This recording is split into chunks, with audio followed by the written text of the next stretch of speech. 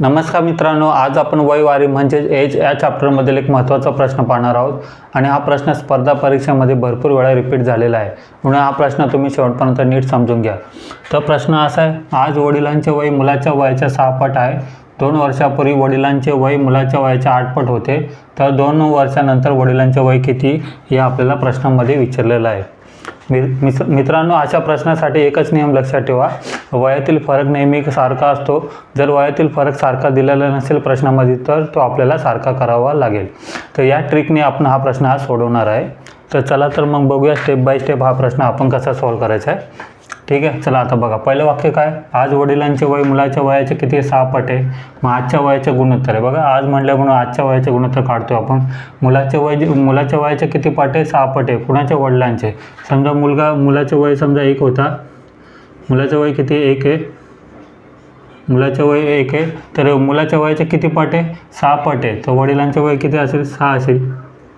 वडिलांचे वय किती असेल, मग 6 असेल, हेच मी लिहिलेलं आहे इथं, वडिलांचे वय 6।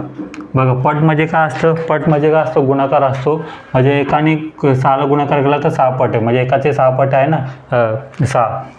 ठीक आहे, तर आजच्या वयाचे गुणोत्तर किती आले, वडील व मुलगा एका 6 आले।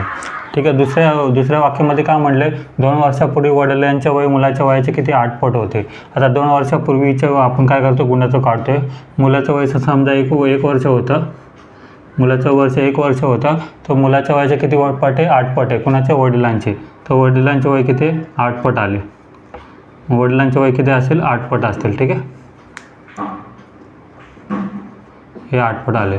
म्हणजे 2 वर्षापूर्वी वयाचे गुणोत्तर किती आले, वडिलांचे 8 होते, मुलाचं किती होतं, 1 होतं। आणि आजच्या वयाचे गुणोत्तर किती आले, वडिलांचे 6 होते तर मुलाचं 1 होतं। जसं प्रश्नामध्ये म्हटलं तेच आपण इथं लिहिलेलं आहे। ठीक आहे, तर आता मेन आपण महत्त्वाच्या मुद्द्यावर येऊया। आता बघा, दोघातील वयातील फरक समान आहे का बघा, आता फरक काढू आपण। फरक बरोबर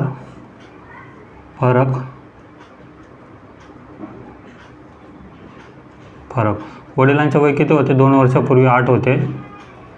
8तनं काय मुलाचं वय काय मायनस करायचं आहे, किती झाले, 7 झाले। म्हणजे 2 वर्षापूर्वी वडील आणि मुलगा ह्याच्या वयातील फरक किती होता, 7 होता। आजच्या वयातील फरक किती बघू, वडील आणि मुलगा, फरक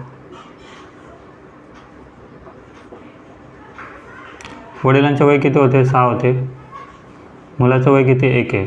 मग त्यांच्या वयातील फरक किती आला, 5 आला।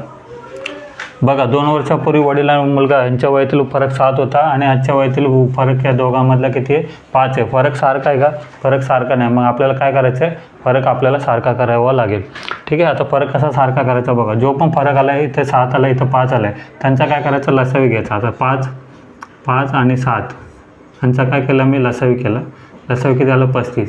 7 आणि 5 मध्ये काहीच कॉमन येत नाही, म्हणून दोघांचा डायरेक्ट गुणाकार करायचा, 35 लसावी आला। तर पहिलं वाक्य मी तेच लिहिलं, वयातील फरक सारखा करण्यासाठी 5 व 7 यांचा काय घेतला, लसावी घेतला। लसावी किती आला, 35 आला। ठीक आहे, तर आता 35 आलं। तर बघू, आता पुढची स्टेप खूप महत्त्वाची आहे, तुम्ही लक्ष देऊन बघा आता ही। आता बघा, फरक किती करायचा आपल्याला, सेम करायचा आहे, फरक सेम करायचा। तर लसावी किती आला, 35 आला। तर 7ला आता मी 2 वर्षापूर्वीच्या वयाला बघा किती 35 बनवायचे फरकाला, तर 7ला कितीने गुणाकार करू तर 35 होतील।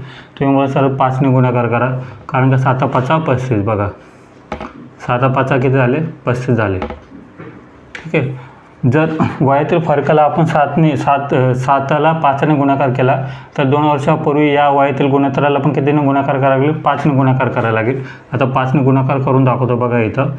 वडिलांचे वय किती होतं, 8 होते ना, वडिलांचे वय 8 होते आणि मुलाचे वय किती 1 आहे। ह्याला कितीने गुणाकार करायचा, 5ने करायचा, कारण का फरकाला आपण कितीने गुणाकार केला, 5ने केला आहे, हे 8 आहे का। ठीक आहे, आता बघा, 5 8 40, 5 8 40 आणि 5 1 5। ठीक आहे, म्हणजे 2 वर्षापूर्वी वडिलांचे वय किती आले, 40 आले। इथे लिहितो डायरेक्ट, वडिलांचे वय किती आले, 40 आले। वडिलांचे वय किती आहे, 40 आहे, 40 लिहिले।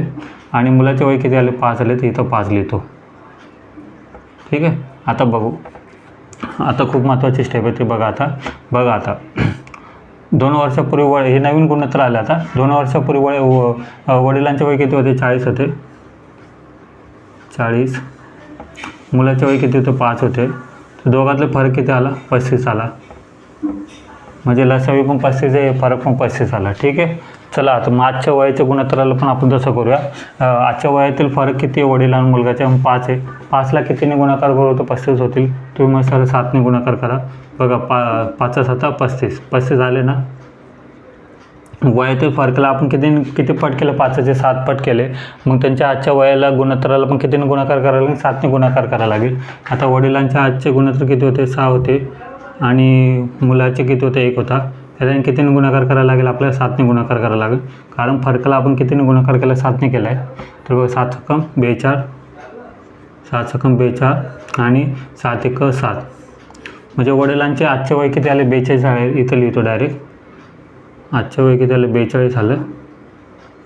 आणि मुलाचे आजचे वय किती आले? 7 आले. इथं 7 लिहितो. ठीक आहे. आता हे रब करतो थोडा. आता बघा वडिलांचे आजचे वय किती? 42 आहे. मुलाचे आजचे वय किती आहे? 7 आहे. दोघातील फरक किती आला? 42मधून 7 गेले, किती राहिले? 35 राहिले. 35 झाले. बघा आता बघा 2 वर्षापूर्वी वडील आणि मुलगा ह्याच्या वयातील फरक किती होते? 35 होते.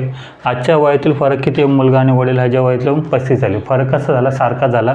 आणि 2 वर्षापूर्वी वडिलांचे वय किती होते? 40 होते. तर मग आज त्यांचं वय किती असेल? 2 वर्षाने वाढेल ना, म्हणजे 42 व्हायला पाहिजे. बघा 42 झाले ना, 40वरून 42 झाले. मुलगा 2 वर्ष पहिले किती वय होते? 5 होते. आणि मग आज 2 वर्षापूर्वी होते. मग आज किती पाहिजे? मुलाचं वय 2 वर्षाने वाढणार, म्हणजे 7 व्हायला पाहिजे. बघा 5वरून 7 झाले. बरोबर आहे. ठीक आहे. फरक पण समान झाला आहे, सगळं समान झालं आहे. ठीक आहे. आता प्रश्नामध्ये काय विचारलं ते बघू आपण. तर 2 वर्षानंतर वडिलांचे वय किती?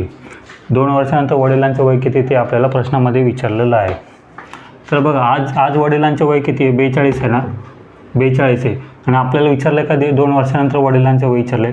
तर 2 वर्षानंतर बघू आता कसं काढायचं. 2 वर्षानंतर 2 वर्षानंतर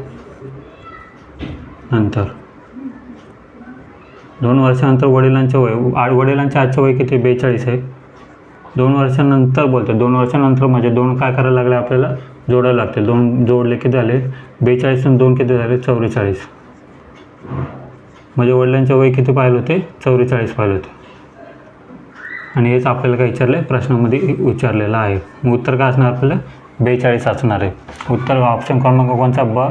बी हा बरोबर ऑप्शन असणार आहे. तर मित्रांनो अशा प्रकारच्या प्रश्नामध्ये तुम्ही वयातील फरक समान करा आणि अशा ट्रिकने तुम्ही इझिली हा प्रश्न सोडवू शकता.